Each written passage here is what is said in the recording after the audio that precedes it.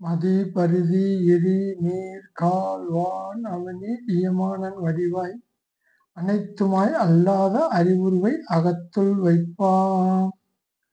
திருச்சிற்றம்பலம். சென்ற வகுப்புல சசிவண்ணபோதம் என்ற நூலை நம்ம பார்த்துட்டு வர்றோம். சென்ற வகுப்புல ஆத்மாவை பற்றி சொல்லி வர்றார். இதெல்லாம் ஆத்மா அல்லன்னு சொன்னார். எது? மனது, புத்தி, அகங்காரம், இவையெல்லாம் ஆத்மா அல்லன்னு பார்த்தோம். மனசு ஆத்மா கிடையாது, புத்தி ஆத்மா கிடையாது, அகங்காரம் ஆத்மா கிடையாது அப்படின்னு சொன்னாரு. இந்த வகுப்புல என்ன சொல்ற, சித்தமும் ஆத்மா கிடையாது அப்படிங்கிறார். உள்ளம், மனம், புத்தி, சித்தம், அகங்காரம் அப்படின்னா அந்த கரணங்கள் 5 இருக்கிறது. உள்ளம், மனம், புத்தி, சித்தம், அகங்காரம். இவர் உள்ளத்தை விட்டுட்டு மற்ற 4 எடுத்துக்கிறார். மனம், புத்தி, அகங்காரம், சித்தம்னு சொல்றார். இந்த 3 ஆத்மா அல்லன்னு பார்த்தோம். ஆத்மா ஆத்மா ஆத்மாவை பத்தி நம்ம ஆராய்ச்சி பண்ணிக்கிட்டு, ஆத்மாவை பத்தி நமக்கு சொல்லிக்கிட்டு வர்றார். தத்துவராயசாமி நமக்கு சொல்றார். ஆத்மாவை அறியறது தன்னை அறியுது. தன்னை அறிந்தோம்னா ஆனந்தமா இருக்கலாம், பிறவா நிலையை அடையலாம். அதுக்காகத்தான் இந்த ஆத்மாவை பத்தி நமக்கு சொல்லி வர்றார். நம்ம பார்த்துட்டு வர்றோம். சித்தம் தான் ஆத்மா கிடையாதுன்னு சொல்ல வர்ற. ஐயப்படலோர் பொருள் நிச்சயமாய் அறியப்படல் யான் எனது என்று மதம் செய்யப்படல் செய்வது சிந்தனையா சித்தமது அன்று என நீ தெரியே. ஐயப்படருக்கு விஷயமாகிய ஓர் பொருளையும், அதாவது மனதனுடைய சுபாவம் இயல்பு எப்ப பார்த்தாலும் சந்தேகப்பட்டுக்கிட்டே இருக்கிறது. இதுக்குத்தான் மனசுன்னு பேர். நிச்சயமாய் அறியப்படல் உறுதியாய் அறிவதற்கு விடயமாகிய ஒரு பொருளையும், உறுதியா இதுதான் அப்படின்னு அறிஞ்சுக்கிறதுக்கு தான் புத்தியினுடைய வேலை. அப்பிறகு நான் எனதுங்கிற அகங்காரம் வச்சிருக்கமே, அகங்காரம் மமகாரம். நான்கிறது அகங்காரம், என்னதுங்கிறது மமகாரம். இந்த 2யும் வச்சிருக்கிறதுக்கு அகங்காரம்னு பேரு. உடம்பு நான் என்றும் மற்றவைகளை என்னதென்று நினைக்கிறதுக்கு அகங்காரம்னு பேரு. இந்த 3யும் சந்தேகப்படக்கூடிய மனதனுடைய செயலையும், நிச்சயமா அறியப்படக்கூடிய புத்தியையும், நான் எனதுங்கிற செய்யக்கூடிய அபிமானம் வைக்கக்கூடிய அகங்காரத்தையும், இந்த 3யும் சிந்தனை மொத்த 3யுமே நினைச்சுக்கிட்டு இருக்கிறதுக்கு பேரு, அடிமனசுல நினைக்கிறதுக்கு சித்தம்னு பேரு. மனம், புத்தி, அகங்காரம் 3யும் நினைத்து கொண்டு இருப்பதற்கு சித்தம்னு பேரு. அந்த கரணம் ஒன்றே சங்கற்பம், நிச்சயம், அபிமானம், ஸ்மரணம் என்று விருத்தி வேறுபாட்டால் மனம், புத்தி, அகங்காரம், சித்தம் என 4 வகைப்படும். அதைத்தான் பார்த்தோம். சங்கல்பம்னா நினைப்புன்னு அர்த்தம். புத்திங்கிறது நிச்சயத்தன்மை வைக்கிறது. நான் எனதுங்கிறது அபிமானம், நினைச்சுக்கிட்டே இருக்கிறதுக்கு ஸ்மரணம். இது 3யும் நினைக்கிறது, எல்லாத்தையும் நினைச்சுக்கிட்டே இருக்கிறது. அடிமனசில் நினைக்கிறதுக்கு சித்தம்னு பேரு. இந்த மாதிரி இந்த 4 இருக்கு. இந்த 4யும் ஆத்மா அல்லன்ட்டார். ஒரு சில நூல்கள்ல சித்தத்தை மனத்திலையும் அகங்காரத்தை புத்தியிலையும் அடக்கி கூறுவார்கள். சித்தத்தை மனசுல, அகங்காரத்தை புத்தியில அடக்கி அந்த கரணம் 2ன்னு சொல்றாங்க. இப்படிங்கிற நூல்லாம் இருக்கு. அந்த கரணம்னா 5, உள்ளம் மனம் புத்தி சித்தம் அகங்காரம்.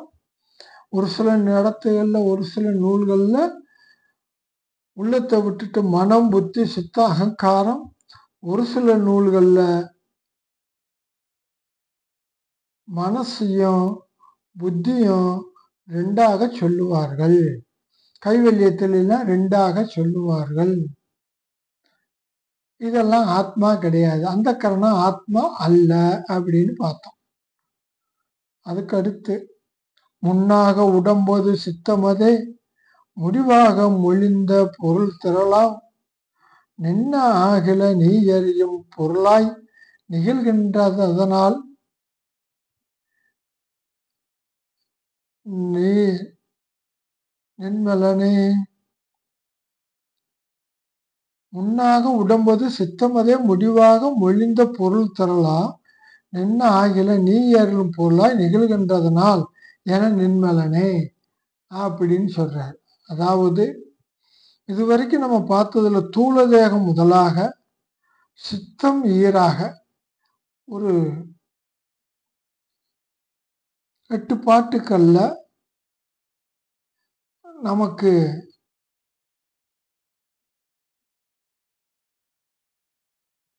சொல்லியிருந்தார். தூள தேகத்துல இருந்து இந்த சித்தம் வரைக்கும் மொழிந்த பொருள் திரள் கூறிய தத்துவ கூட்டங்கள் உன்னால் நீ அறியும் பொருளாய் உன்னால் அறியப்படும் பொருளாய் விளங்குகின்றமையினால் உனது யதார்த்த சுரூபம் அல்ல என்று மானந்தி வராயினர் கூறி அருளினார்.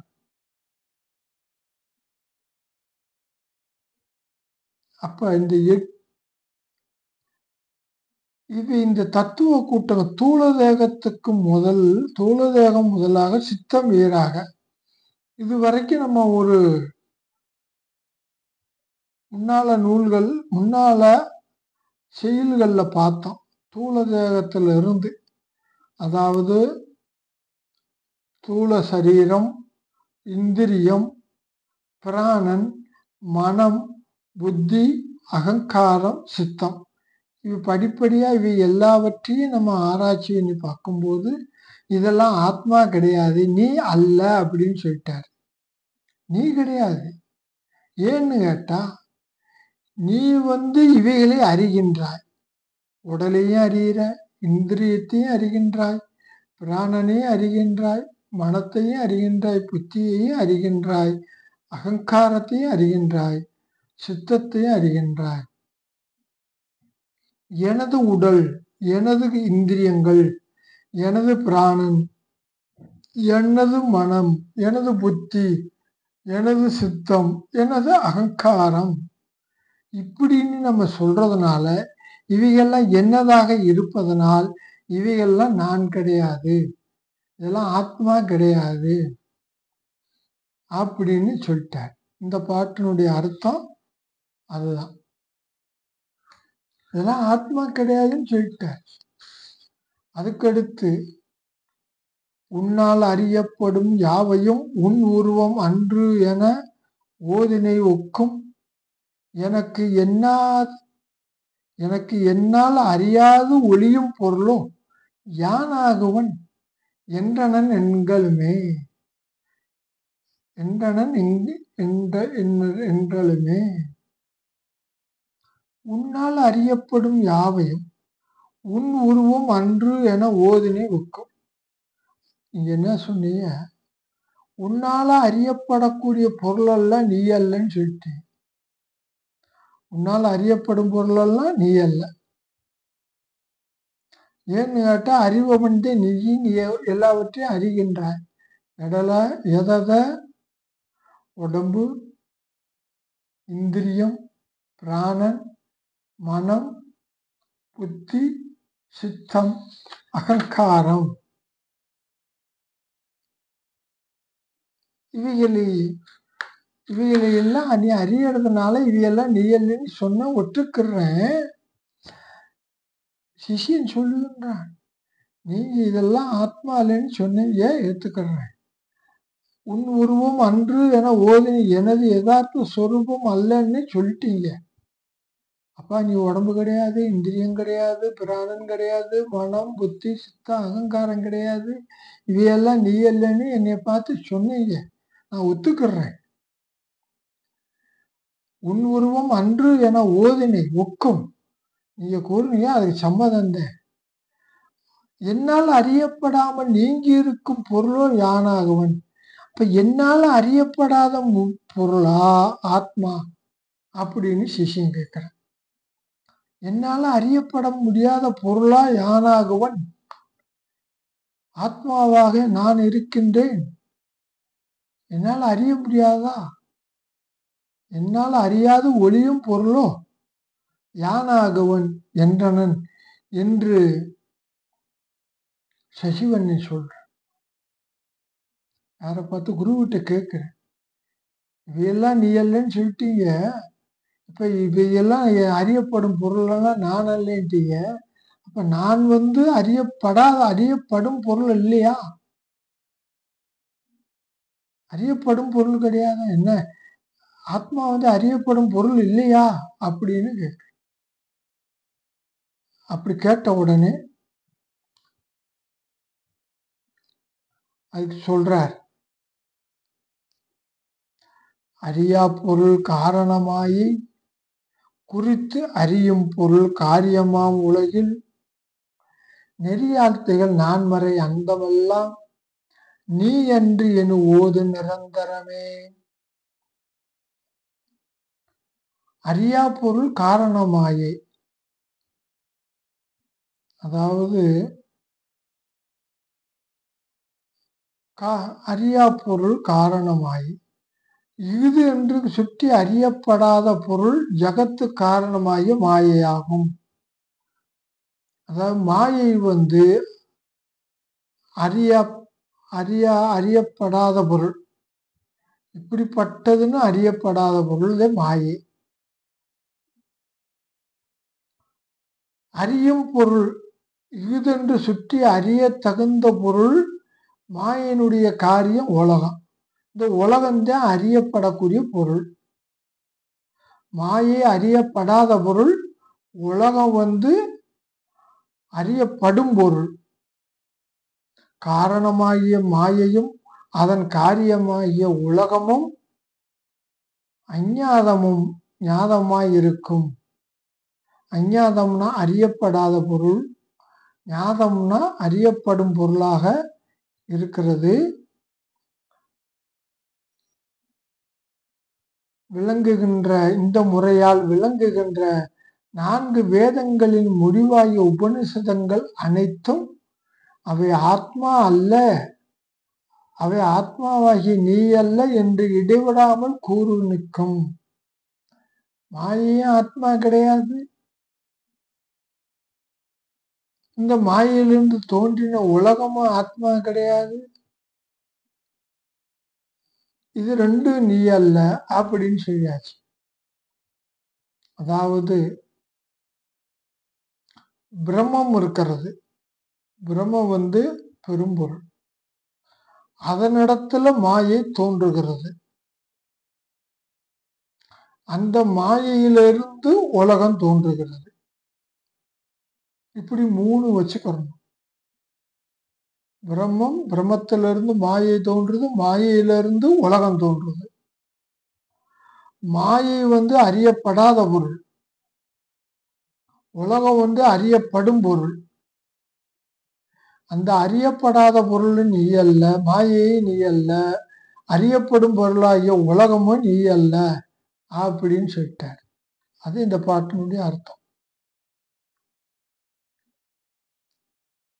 அதுக்கு அடுத்து சொல்றார், அடுத்த செய்யுள்ல, அறியும் பொருளென்று அறியா பொருளென்று அறிவாகிய நீ எனும் அப்பொருள்தான் பொறியின் வழி நின்று அறியும் பொருளோ போத கண் வலித்து அறியும் பொருளே.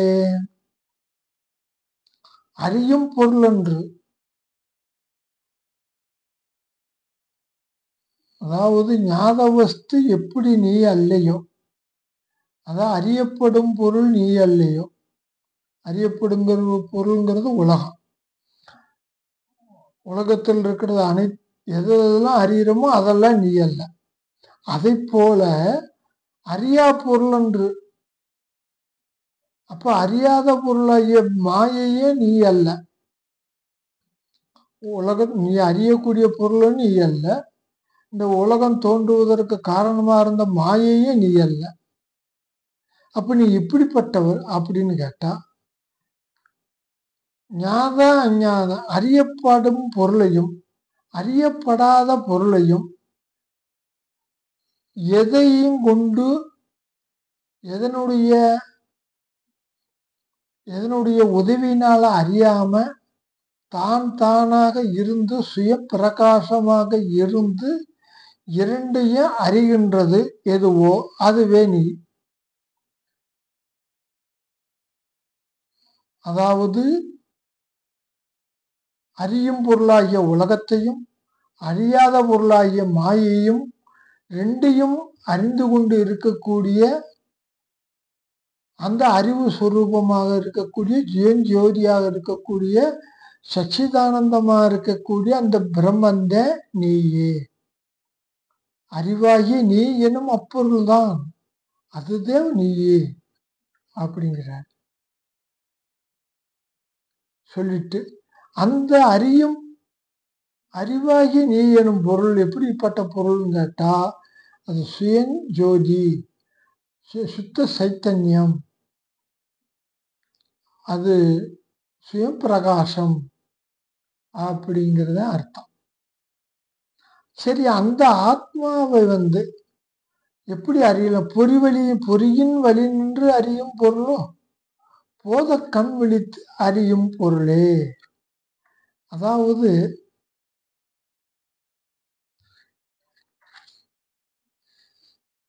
அந்த ஆத்மாவானது இந்திரியங்களின் மூலமாக அறியப்படக்கூடிய பொருளா அப்படின்னு கேட்டா அறிய முடியாது. இந்திரியங்கள் மூலமாக அறிய முடியாது. அப்புறம் எப்படித்தான் அறியறது? மனசுனாலேயும் அறிய முடியாது, இந்திரியங்கள்னாலையும் மெய்வாய் கண் மூக்கு செவி சுரோத்திரம் துவக்கு சச்சு சிங்குவே ஆக்ரானம் இவைகள் மூலமாகவும் அறிய முடியாது. அப்ப இப்படி அறியறதுன்னு கேட்டா, போத கண் விழித்து அறியும் பொருளே. ஞான கண்ணினாலதான் நம்ம அறிய முடியும். ஞான கண்ணை திறந்து அறிய தகுந்த பொருளாகும். ஆத்மா ஞான கண்ணுனாலதான் அறிய முடியும் சொல்லிட்டார். அதாவது தத்துவமசி என்னும் சத்த பிரமாணத்தால் தோன்றும் சாப்தி பிரமை எனப்படுகின்ற அகண்டாகார விருத்தியாகிய அபரோட்ச அனுபவத்தை விளக்கும் குடமுதலியவற்றை விளக்குவது போன்று இதுவும் பிரமத்தை விளக்கும் வன்மை உடையது அன்று. ஆனால் குடத்தினால் மூடப்பட்ட விளக்கானது தண்டத்தினால் குடம் அழிந்தவுடன் தானே விளங்குவது போல அஞ்ஞானத்தால் மூடப்பட்ட பிரம்மம் என்ன அகண்டாகார விருத்தியினால் அஞ்ஞானம் அழிந்தவுடன் தானே விளங்குகிறது. இந்த விருத்தி அஞ்ஞானத்தை அகற்றுவதே பிரம்மத்தை அறிகிறது என்பதாம். அதாவது தத்துவமசி மகா வாக்கியம் இருக்கு. அந்த மகா வாக்கியத்துல அதன் மூலமாகத்தான் நம்ம அறிஞ்சுக்கிற முடியும். அதுக்குத்தான் சப்த பிரமாணம்னு பேரு. சப்த பிரமாணம்னா ஆகம பிரமாணம், வேதத்தினுடைய கருவியினால நம்ம அறியலாம். அதுக்குத்தான் சாப்த பிரமைன்னு பேர், சாப்தி பிரமை. அதுக்கு சப்தத்தினால அறியறது சாப்தி பிரமை. சாப்தி பிரமைனா சாப்த ஞானம்னு அர்த்தம். சத்த ஞானம், மகா வாக்கிய சத்த ஞானத்தினாலதான் பிரம்மத்தை அறிய முடியும். அதாவது இந்த குடம் இது அகண்டாகார விருத்தியில்தான் அபரோட்சமா அறிய முடியும். நானே பிரம்மம், பிரம்மமே நான் சொல்லி ஓத புரோத பாவனை பண்ணி பிரம்மத்தை தத்துவமசி மகா வாக்கியத்தை தெரிஞ்சு அது பின்னாடி விளக்கம் சொல்லுவார், அங்கு பார்க்கலாம். அப்ப அந்த அகண்டாகார விருத்தி நானே பிரம்மம் பிரம்மே நான் என்று நினை ஓதப்புரோத பாவனை பண்ணிக்கொண்டே இருந்தால் அபரோட்ச ஞானம் கிடைக்கும். அப்ப தத்துவமசிக்கு என்ன அர்த்தங்கிறத அடுத்து நம்ம பார்க்கலாம். அது நீ ஆனாய் அப்படிங்கிறது அர்த்தம். அதனுடைய விரிவு அடுத்தடுத்த வகுப்புல பார்க்கலாம். அப்ப அதாவது பிரம்மத்தை அறியறதுங்கிறது என்னன்னு கேட்டா, ஒரு விளக்கு இருக்கிறது. விளக்க ஒரு குடம் மூடப்பட்டிருக்கு. அந்த விளக்க குடம் மூடினதுனால பிரகாசம் நமக்கு தெரியல. குடத்தை உடைச்சிட்டோம்னா விளக்கு இருக்கு உள்ள, அது பிரகாசிச்சுக்கிட்டே இருக்கும். நம்மளுடைய வேலை என்னன்னு கேட்டா, குடத்தை உடைக்கிறதே தவிர உள்ள இருக்க விளக்க பிரகாசம் பண்றது கிடையாது. அது பிரகாசிச்சுக்கிட்டே இருக்கும் விளக்கு. அதை போல ஆத்மாவை அஞ்ஞானம் மறைத்திருக்கிறது. அந்த அஞ்ஞானத்தை போக்குவதுதான் ஆத்ம ஞானத்தினுடைய செயல். ஆத்மாவை அறிவது ஆத்ம ஞானத்தினுடைய செயல் கிடையாது. அஞ்ஞானத்தை போக்குவதுதான் ஆத்ம ஞானத்தினுடைய செயல். அஞ்ஞானத்தை ஆத்ம ஞானம் போக்கிருச்சுன்னா ஆத்மா சுயமாக பிரகாசிக்கும். அஞ்ஞானத்தை போக்குவதே ஆத்ம ஞானத்தினுடைய செயல். அதனால ஆத்மாவை அறியறது தான் தானாக இருக்கும். அதுதான் அறிவதுங்கிறது. அஞ்ஞானத்தை போக்குவதே ஆத்மாவை அறிவது அப்படிங்கிறது அர்த்தம். அதை இந்த பாட்டுல சொல்ற. அந்த நம்ம விருத்தி அகண்டாகார விருத்தி பண்றதும் கூட, நானே பிரம்மம் பிரம்மமே நான் அகண்ட பரிபூர்ண சச்சிதானந்த பிரம்மம்னு நினைச்சுக்கிட்டு இருக்கிறத கூட அஞ்ஞானத்தை போக்குவது தானே தவிர ஆத்மாவை அறியறது கிடையாது. அறியாமைய போக்கும். அறியாமையே இந்த ஞானம் போக்கும். அகண்டாகார விருத்தி ஞானம் போக்கும். நானே பிரம்மம் பிரம்மமே நான் அப்படிங்கிற அந்த விருத்தியோடு இருக்கக்கூடிய ஞானமானது அஞ்ஞானத்தை போக்கிறோம். போக்கிருச்சுன்னா ஆத்மா சுயமாக இருக்கும். நம்ம ஆத்மாவை உணரலாம். இதுக்குத்தான் ஞான கண்ணுன்னு பேரு. போதக்கண். இந்த ஊனக்கண்ணு மாதிரி நெத்தியில ஒரு கண்ணு இருக்குன்னு நினைக்க கூடாது. விசாரணையினால ஞானம் உண்டாகுறது. அதுக்குத்தான் அந்த அறிவு கண்ணுன்னு பேரு. அந்த கரு பிரமாகார விருத்தினால வரக்கூடிய கண்ணு. அந்த அதுக்குத்தான் ஆத்மாவை அறிய முடியும் அப்படிங்கிற கருத்தை சொல்லி இருக்கிறார். அதுக்கடுத்து என்ன சொல்ற, வேத பொருள்தான் இது வேறு சொல்லும் வினையாவையும் அன்றொரு வேறுமிலா போத பொருள் அந்த மறைக்கு அணியாகும் புனித பொருள் தத்துவமசி பொருளே. அதாவது இப்படிப்பட்ட சுய பிரகாசமாக இருக்கக்கூடிய ஆத்மாவானது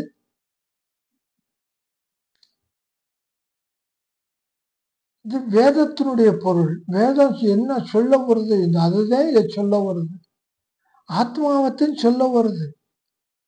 வேதம் இருக்கே, 4 வேதங்களும் ஆத்மாவத்தையும் சொல்ல வருது. நீ யாருன்னு சொல்ல வருது. சரி, இதுக்கு வேறாக ஒண்ணு சொல்லியிருக்க,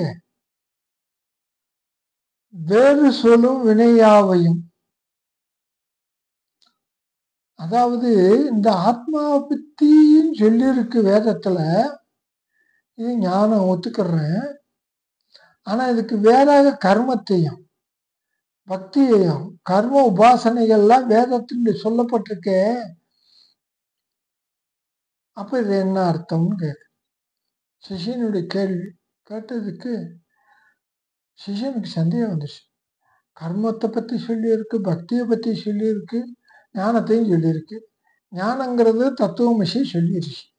4 வேதங்களும் 4 மகா வாக்கியத்தை சொல்லிருச்சு. பிரக்ஞான பிரம்மம், அகம் பரமாஸ்மி, தத்துவமசி, அயமாத்மா பிரம்மம்னு 4 வேதங்களும் 4 மகா வாக்கியத்தை சொல்லிருச்சு. இது பிரம்மத்தை பத்தி, ஆத்மாவை பத்தி சொல்லியிருக்கு. இது ஞானம். அப்படி இருக்கும்போது கர்மங்களையும் பக்தியும் பற்றி சொல்லியிருக்கு. யாகம் எப்படி வளர்க்கறது, எது புண்ணியம், எது பாவம், எது பிறவி, என்ன பிறவி இருக்கிறதா, இப்படிங்கிற விஷயத்தெல்லாம் என்னென்ன பக்தி பண்ணலாம், பக்தியை பற்றியும் நிறைய சொல்லப்பட்டிருக்கு. யாகங்கள் எப்படி வளர்க்கணும்னு சொல்லப்பட்டிருக்கு. இதுகள்லாம் என்னன்னு கேட்டா, இதெல்லாம் வேதத்தினுடைய கர்மத்தையும் பக்தியையும் சொல்லியிருக்கு. கர்ம உபாசனைகள்னு பேரு, இதுக்கு பூர்வ பட்சம்னு பேரு. இவைகளும் சொல்லப்பட்டு இருக்கின்றனவே அப்படின்னு சிஷ்யன் கேட்டதுக்கு, அப்பா இது வாஸ்தவம், இது பூர்வபட்சம், இது ஆரம்பவாசிகளுக்காக சொல்லப்பட்டது. உத்தர மீமாம்சைன்னு இருக்கு, அது ஞானம், அதுதான் ஆத்மாவை பத்தி சொல்லப்பட்டிருக்கு. ஆரம்பவாசிகளுக்கு கர்மத்தையும் உபாசனையும் சொல்லப்பட்டிருக்கு. பக்குவமானவர்களுக்கு ஞானத்தை பற்றி சொல்லப்பட்டிருக்கு. அதனால எல்லாமே வேதத்துல சொல்லப்பட்டிருக்கு. கர்மம், பக்தி, ஞானம் சொல்லப்பட்டிருக்கு. ஆனால் இந்த இதுதான் முக்கியமாம். ஆத்மாவை பற்றி சொல்லுவதுதான் வேதத்தினுடைய தாத்பரியம். அதை சொல்றதுக்காகத்தான் வருது. போத பொருள் அந்த மறைக்கு அணியாகுங்கிறாரு. அதாவது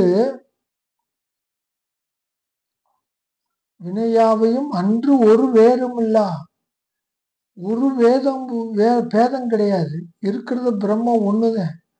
சஜாதிய விஜாதிய சுவகத பேதா ரகிதம்ங்கிறார். தன்னை போல இன்னொன்னு கிடையாது. பிரம்மம் தன்னை போல இன்னொரு பிரம்மம் கிடையாது. தனக்கு வேறாக ஒரு பிரம்மம் கிடையாது. பிரம்மங்கிறதுக்கு இருக்கிறதுக்கு ஒண்ணுதான் இருக்கு. தன்னை போல இன்னொன்னு இல்லை, தனக்கு வேறாகவும் இல்லை, தனக்கு அவயவங்கள் இருப்பதை போல பிரம்மத்துக்கு அவயவங்கள்லாம் இல்லை, உறுப்புகள் கிடையாது. சுவகத பேதம். இந்த மாதிரி 3 வகையான பேதங்களும் இல்லை. ஐவகை பேதங்களும் சொல்லலாம். பேதங்கள்ல வேறுபாடு, இந்த மாதிரி வேறுபாடெல்லாம் இல்லாம இருக்கிறது. அதாவது 5 வகையான பேதங்கள்னு சொல்லலாம். அதாவது நம்ம வேற, ஈஸ்வரன் வேற, இப்படிங்கிற பேதம். நம்ம வேற, ஈஸ்வரன் வேற. நம்ம வேற, சடப்பொருள் வேற. நம்ம வேற, சடப்பொருள் வேற. சடப்பொருள்னாக்க உயிரற்ற பொருள்கள். நம்ம வேற, சடப்பொருள் வேற. இப்போ ஜீவர்களுக்குள்ளே ஒரு பேதம். இந்த ஜீவன் வேற, அந்த ஜீவன் வேற அப்படின்னு நினைக்கிறோம். ஈஸ்வர ஜீவபேதம், ஈஸ்வர ஜடபேதம், ஜீவபேதம், ஜீவ சடபேதம், இப்படின்னு 5 பேதங்கள் இருக்கு. அதாவது ஈஸ்வரன் இங்கு ஈஸ்வரன் இருக்கிற, நம்ம ஜீவன் இருக்காரு ஒண்ணு அப்படின்னு நினைக்கிறோம்ல. அப்புறம் ஜீவன் இருக்கிற அடுத்த ஜீவர்கள் இருக்காங்க. அப்ப ஜீவர்களுக்குள்ளே வேறுபாடு. அப்புறம் ஈஸ்வரன் இருக்கிற இந்த பஞ்சபூதங்கள்ங்கிற சடப்பொருள் இருக்கு, இது ஒரு வேறுபாடு. அப்புறம் ஜீவர்கள் இருக்கிறார்கள், சடப்பொருள்கள் இருக்கு, இதுக்குள்ள ஒரு வேறுபாடு. சடப்பொருள்களுக்குள்ளே ஒரு வேறுபாடு. இது புத்தகம், இது டேபிள், இப்படிலாம் சொல்றோம்ல, வேறுபாடு. இந்த மாதிரி சட பேதம்னு பேரு. இந்த மாதிரி 5 வகையான பேதங்கள், சஜாதிய விஜாதிய சுவகத பேதங்கள், இவைகள் எல்லாம் பிரம்மத்துக்கு கிடையாது, ஆத்மாவுக்கு கிடையாது. ஏன்னு கேட்டா பிரம்மம் ஒண்ணுதான், ஆத்மாவும் பிரம்மமும் ஒண்ணுதான். அந்த பிரம்மத்துல பிரம்மத்தை ஒண்ணுதான் இருக்கு, ரெண்டாவது ஒரு பொருள் இல்லை. ஏகம் ஏக அத்வைதம்னு ஒரு வாக்கியம். அதனால இரண்டு கிடையாது.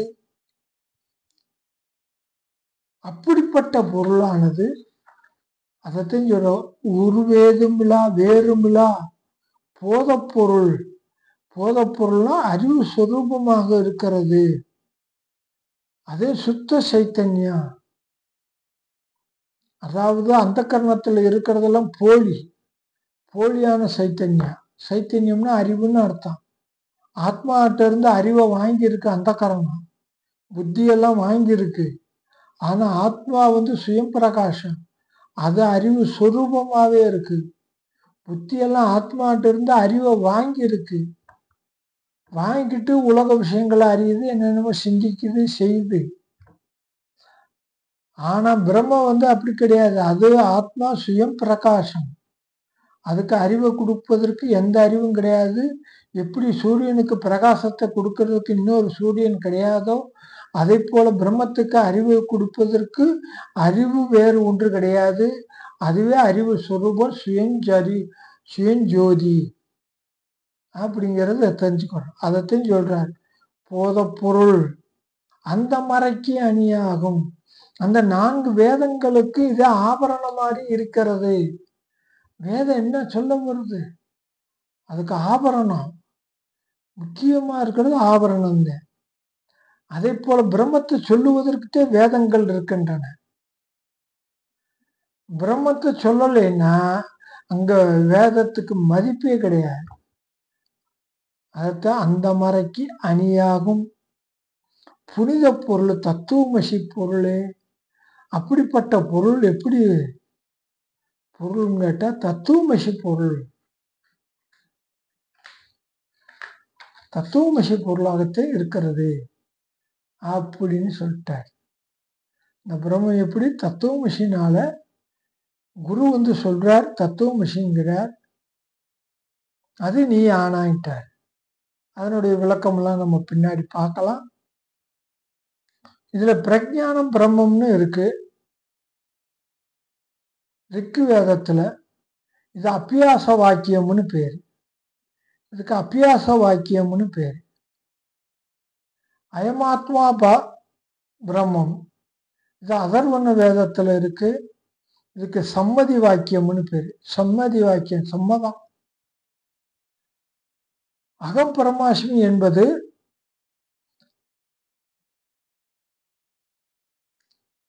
சாம வேதத்துல இருக்கு, சாந்தோக்கிய உபனிஷத்துல. இதுக்கு உபதேச வாக்கியம்னு பேரு.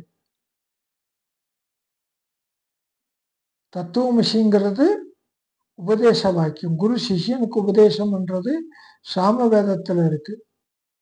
அகம் பரமாஸ்மிங்கிறது அனுபூதி வாக்கியம், அனுபூதினால வரக்கூடியது அகம் பரமாஸ்மி, நானே பிரம்மம் அப்படிங்கிறத. இந்த மாதிரி 4 மகா வாக்கியங்களும் சொல்லப்பட்டிருக்கு. பிரஜானம் பிரம்மங்கிறது அபியாச வாக்கியம், அயமாத்மா பிரம்மங்கிறது சம்மதி வாக்கியம், அகம் பரமாஸ்மிங்கிறது அனுபூதி வாக்கியம், தத்துவமசி என்பது உபதேச வாக்கியம் இப்படின்னு சொல்லப்பட்டிருக்கு. இது பிரம்மத்தை பற்றி, ஆத்மாவை பற்றி, உன்னை பற்றி, உன்னுடைய யதார்த்த ஸ்வரூபத்தை பற்றி, உன்னுடைய நிச வடிவத்தை சொல்லப்பட்டிருக்கு. அப்படிப்பட்ட பொருள் தான் நீயே. அது வேதத்தினுடைய முடிவான பொருள், ஆபரணம் மாதிரி இருக்கின்றது அப்படின்னு சொல்லிட்டார்.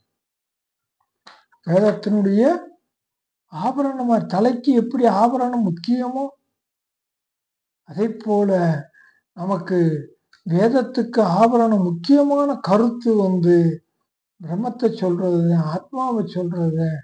அந்த கர்ம உபாசனைகள்லாம் ஆரம்பவாசிகளுக்காக சொல்லப்பட்டது அப்படின்னு சொல்லிட்டார்.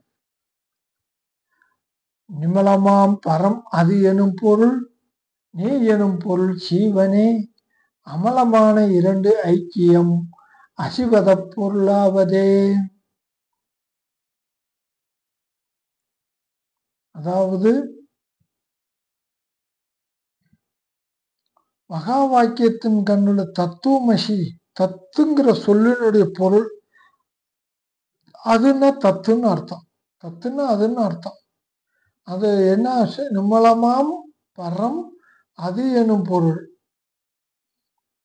அது எனும் பொருள் நிமலமாகிய, அதாவது நிர்மலமாக விளங்குகின்ற முற்றறிவு முதலிய உயர் குணங்களை உடைய பிரம்மமாம். அதாவது